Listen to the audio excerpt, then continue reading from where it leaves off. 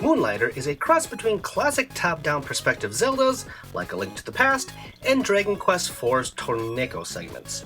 That first comparison should give you a good idea on what this game is like, but the second reference may be a bit more obscure. Let's start from the beginning. When mysterious dungeons started appearing, brave warriors came to explore and merchants came to profit. This led to the creation of the town Renoka.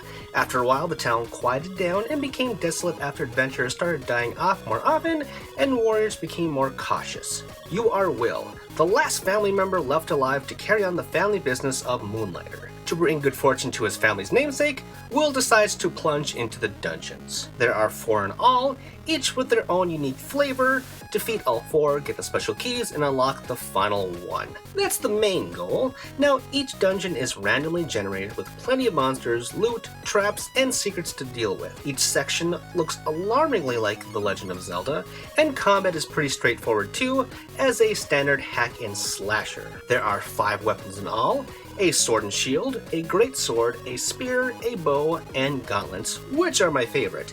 As you can imagine, each weapon has strengths and weaknesses. Bows, for example, can deal with slow, bigger enemies from a distance, but are terrible for up-close and personal fights.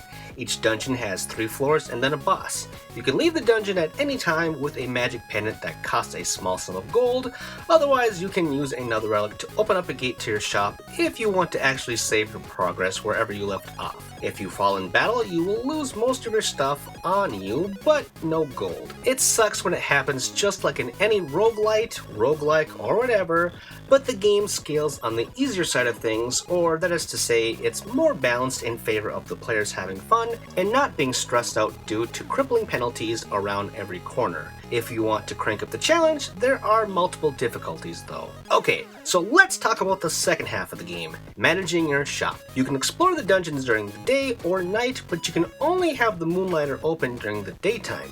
Items you find in your travels can be sold to guests, and it's up to you to figure out a good price. Sell too low and you'll lose a profit, but sell too high and you'll upset customers and make the value drop. It's a delicate balance, and if you've never played a game like this, it may throw you for a loop. Thanks to helpful tips in your notebook, it'll become second nature fast, even if it can get tedious to micromanage a lot, and I mean a lot, of different items and prices.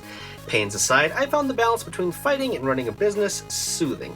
It really makes you feel great when you get a good haul from a particular difficult run in the dungeon and getting a goodly sum for your efforts. The gold you get can then be invested back into the town to make new shops, like a weapons booth that can upgrade your gear, or you can also put it back into the Moonlighter to grant yourself various buffs, as well as to make your place nicer. All in all, every small detail feels like it was made in favor of the player. It's fun, rewarding, gorgeous, and awfully hard to put down. The sprite animations and the use of color is just a dream come true. Pixel art is one thing from indie games, but this is a step beyond. Also, there are some cute cameos and Easter eggs if you pay close enough attention. It's not without some downfalls though. Again, item management, while not the worst, could be better. I mean, there's no sword option, which seems crazy to me.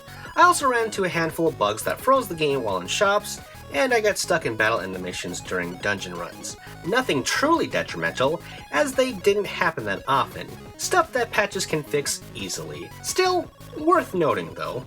Even with these blemishes, it's hard not to beam at the achievement of Moonlighter. It's an easy runner for one of my favorite games this year, and I know I've said this a lot, but 2018 truly is the year of the indies, and it feels great. My name is Tristan, and you've been watching ReActionExaminer, wherein I do my best to create interesting videos to entertain and educate you fine folks. Be sure to subscribe, that helped me out a lot. And if you want to check out more, be sure to read my work over on The Gamer, wherein I write fun little listicles. You can also drop by my personal website, GameJerk, wherein I post other articles and reviews. All these links and more can be found in the description below. Thanks, and see you all next time.